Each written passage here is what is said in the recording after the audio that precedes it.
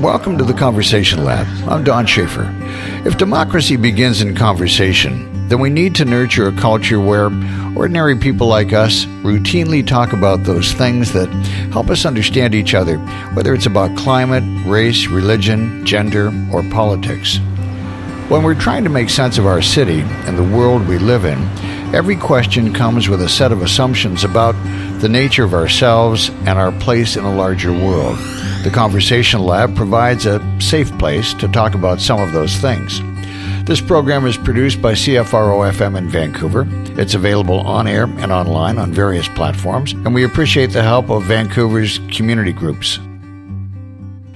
The call to bring forward a widespread, meaningful response to the climate crisis has never been more clear. But in the face of so much uncertainty about the impending apocalypse, COVID-19, the largest civil rights demonstration that our world has ever seen, and so much more unraveling around us, it's hard to know what to do.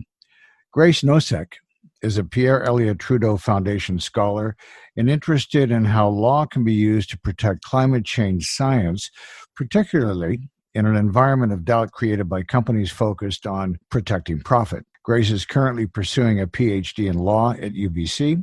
She's the author of a series of young adult eco-fantasy books, host of the Planet Potluck podcast, and student director of the UBC Climate Hub. Can you talk about what got you here? Sure. So I am a lawyer. I have my law degree in the US. And when I was back in university, I was studying environmental policy.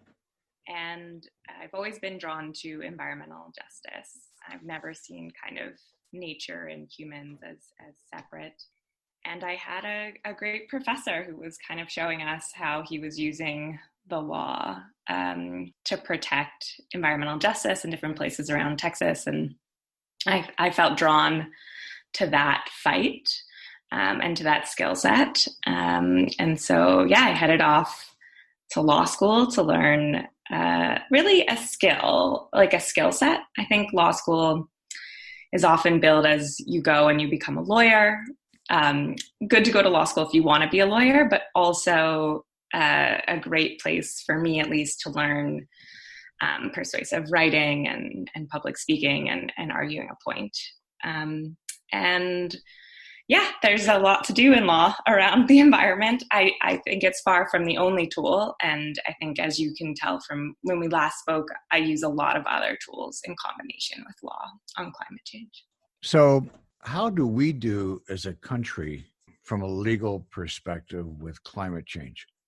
Well, very complicated question. And I should say I'm not a Canadian lawyer. I'm an American lawyer, and I'm getting my PhD, still focusing on American law and American actors. But what I can say, obviously, is, kind of unique about Canada, or it's been heralded for, is carbon tax, implemented both at the provincial and federal level.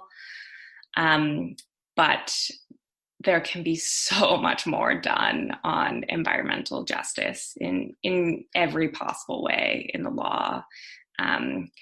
One big part of that would be really implementing UNDRIP, the United Nations Declaration on the Rights of Indigenous Peoples, in a way that gave it a lot of teeth in kind of Canadian state law. Another huge thing that we could do is, there are actually hundreds of legal systems in Canada. We think of the civil system, we think of Canadian state common law, but actually there are hundreds of Indigenous legal systems, and we could do a lot better job at embracing and holding up and centering those legal systems and recognizing them. And that's just, the top of the heap for environmental justice. I think how we treat protesters, that's a big part of my research, is tied intimately into environmental justice. Everything kind of can come back to it, as we've been seeing the past couple of weeks and months. Because you're an American and you're in Canada working on your PhD, you're in a great position to view two countries. So what do you see? Well, I think one thing that I worry about in Canada is how often the U.S.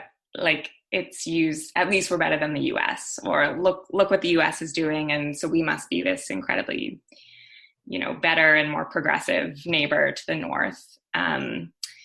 And that's not true. Canada has a lot of work to do on environmental justice and climate justice. And yeah, I worry about that kind of the saying we're better than the US. Okay, when you say we have a lot of work to do, can you dig deeper? Can you go deeper on that? I mean, sure. In some ways, what we call environmental laws in the US are deeper and more comprehensive than they are in Canada.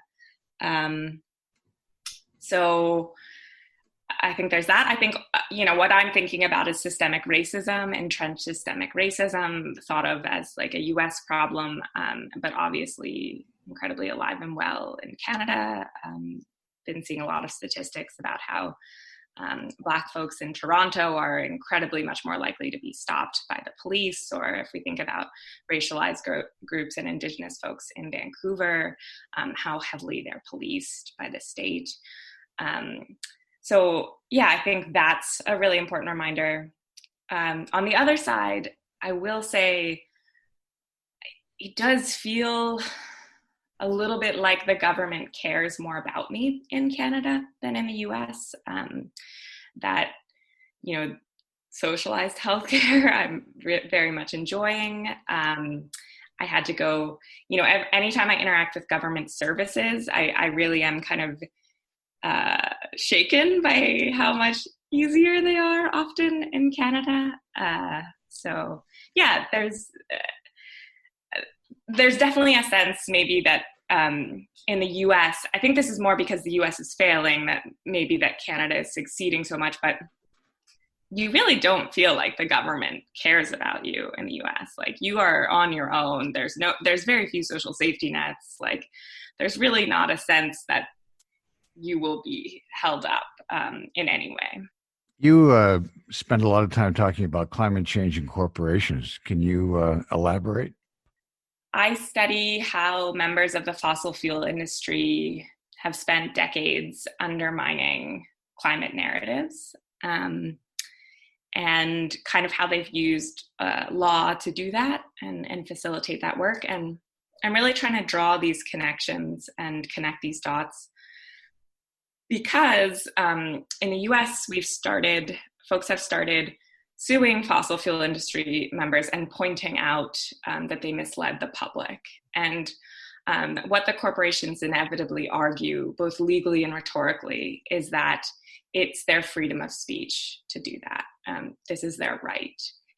And what I want to show in contrast is how they have fundamentally hollowed out the freedom of speech rights of the public over the last 40 years in a way that we've rarely, if ever, seen before, and kind of following on the heels of what the tobacco industry did in sowing doubt around, tobacco. And during the time when the tobacco industry had sowed doubt for 50 years, hundreds of millions of people died. So this corporate conduct has such profound implications.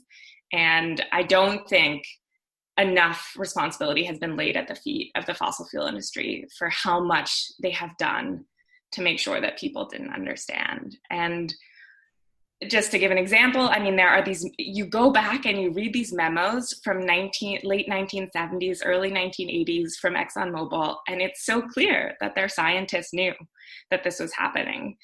Their predictions of what the kind of the physical consequences of climate change and then the social impacts of those consequences are eerily accurate. And, I just go back and I think, wow, if these people had just continued on this course and told the public instead of changing their minds in 10 years and trying to confuse everyone, billions of people would be less threatened by a changing climate. Was it about people or shareholder value? I mean, they made a choice very clearly, certain members of the fossil fuel industry in like 1988, 1989, to switch from kind of being these leaders on the science of climate change to being these colluding obfuscators around science, and to really press the point of scientific uncertainty. I was surprised to read about a New York appeals court that disbarred an environmental lawyer for obtaining what they referred to as a fraudulent $8.6 billion judgment against Chevron in Ecuador. And I thought of you, and I thought law would be a difficult profession to be in situations like that. Chevron apparently spent $1 billion on legal cost and only $40 million on cleanup cost in Ecuador. So you have to wonder, where are their values and where are their ethics? Yeah, I mean, that case is so troubling, and I think really fits this pattern that I'm studying. They have spent so much money and time trying to take away this lawyer's rights, keep him under house arrest, do these wild machinations. And this is what a lot of Exxon being the lead, but lots of other groups have done, is that they've gone after climate scientists, they've gone after the lawyers, they've gone after the nonprofits. They've sued them with something called RICO, under the RICO Act, which is kind of this like federal racketeering of criminal activity. And so it's this incredibly intimidating thing to be levied against nonprofits that have very little funding or individual people. Pipeline groups did that against protesters in the last couple of years.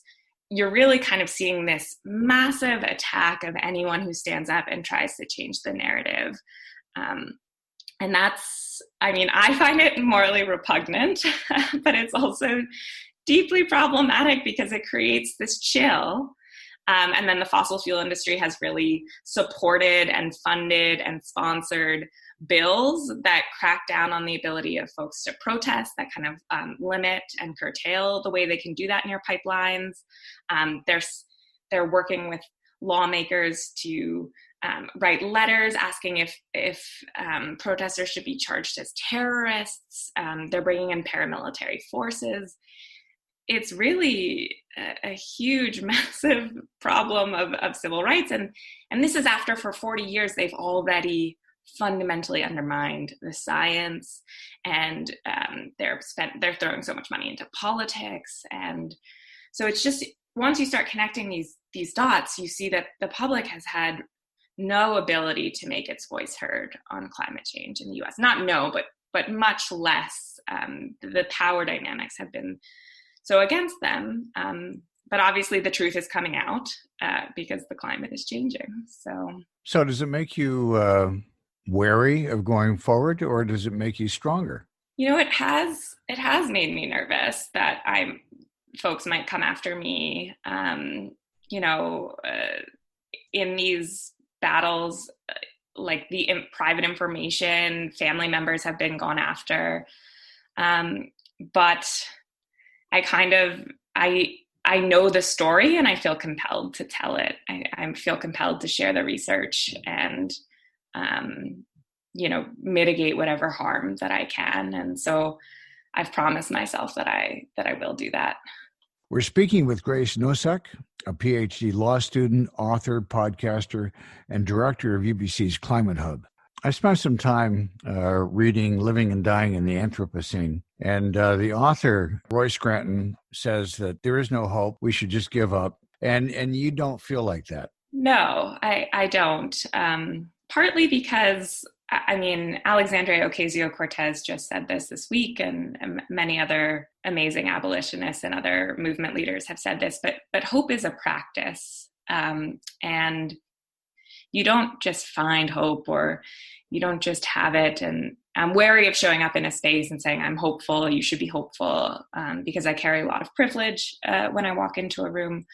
But I feel like, and I know how much it hurts to be human. Like, humans are suffering in so many different and multiple ways. And I think if you just mitigate that suffering, to me, that's climate work. And I try to do that at every space that I can. I try to be really kind to the folks in my community.